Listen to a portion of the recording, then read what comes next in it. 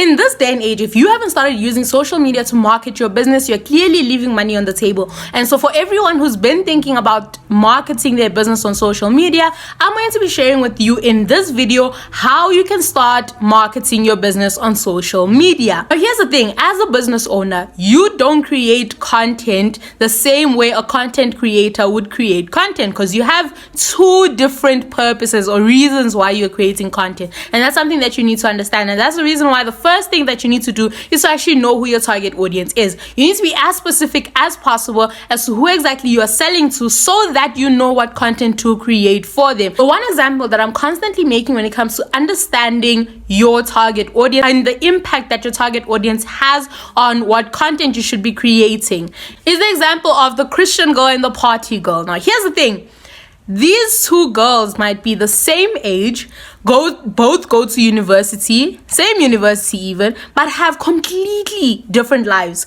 Christian girl is not partying, and the party girl might not even be going to church as well. And because of that, the way that you're going to be communicating with the two girls is going to be very different from each other.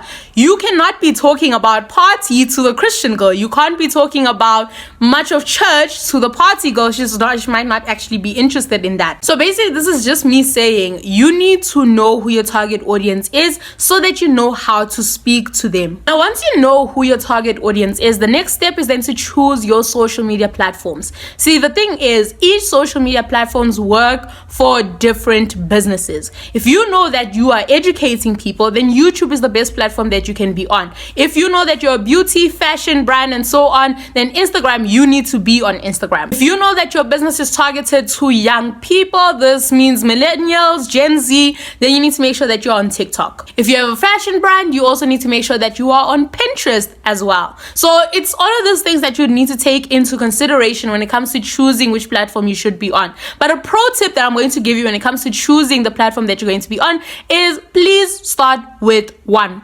I know this is contrary to what you are going to, like the information that you were given by other people, but I think starting with one social media platform will actually save you a lot of stress and burnout. Now, here's the thing, when I started with my own social media journey, I tried to start on TikTok and Instagram at the same time. I'd actually started on Instagram and I'd repurpose my videos onto TikTok. But it wasn't long until I realized that it was just much easier for me to create content on TikTok because I genuinely like the platform compared to Instagram. So I focused on TikTok for about a year and I was able to get about 11,000 followers right now. And only after I'd actually realized that I figured out how TikTok works and I know and I am confident in the way that I market on TikTok, then I moved on to now Instagram. With Instagram now, I'm actually focusing on it. I'm going live every single day. I am posting a lot of content, but one thing about me is I repurpose all of my content. So the videos that you're going to see on Instagram are the same ones that you'll see on TikTok, are the same ones that you'll see on my YouTube shorts.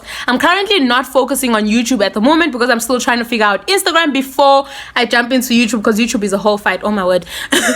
But what I'm trying to say is find one platform that you're going to be focusing all of your attention on, even if you are repurposing that content onto another platform, but know which one you're focusing on at first before you move on to the next one. When you're sure and you're confident in yourself in terms of how you're marketing on that platform and the fact that you're able to actually get people to buy from you through that platform, you then move on to the next one. Number 3 is content ideas. You need to figure out what content is going to attract your desired customers or clients and what is going to get them to convert from being followers into clients. Now, in order to find out what content actually works, because the truth is this is all about experimenting. You are going to try out so many things when you're starting out until you are confident in something. In other words, you've done something for 3 months plus and you can clearly see that it's working. That's when you now have confidence in the fact that this is what's actually going to work for you. Let's talk about where do you actually get content ideas. Now, when I was starting, I used keyword researchers. I didn't have people who were commenting on my videos, so I didn't know what content to create for them. But right now, with the position that I'm in right now,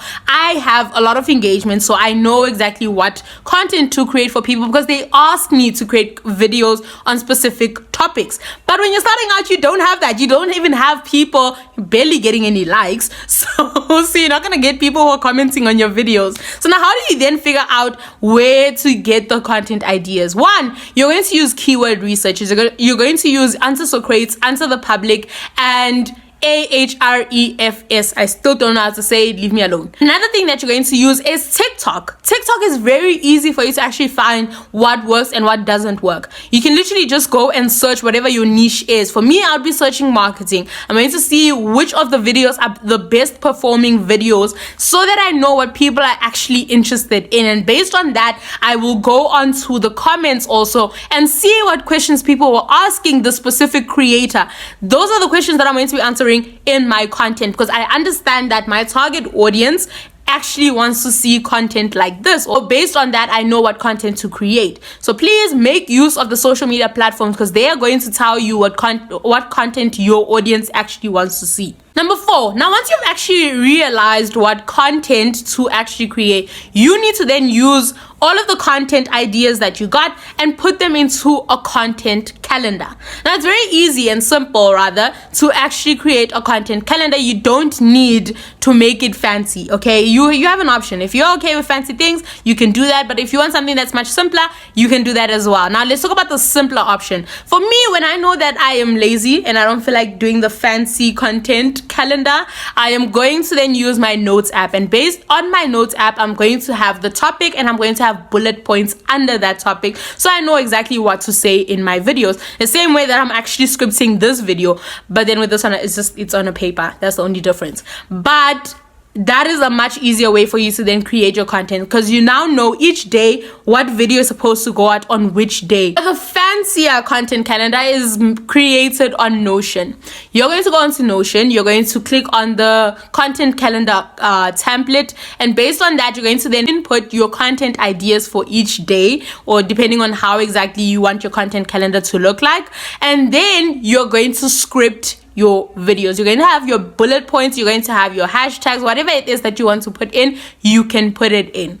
So that's the much fancier version of it. Number 5, once you've figured out the content ideas and you've put it into a content calendar, now you need to actually batch record your content. You need to sit down on one specific day, record all of the content for the whole week. This is a way to make sure that you're going to be consistent, because you're trying to make sure that this is going to be a sustainable thing, okay? You can't manage to actually create content every single day. So sit down, record the content, edit it on the same day, and then post it on the same day. It's not going to work. The honest truth is it's very hard to manage that. So I would not even suggest that you do that. Once you've batch created your videos, you then make sure that you're going to have a day where you're editing all of the videos for the week.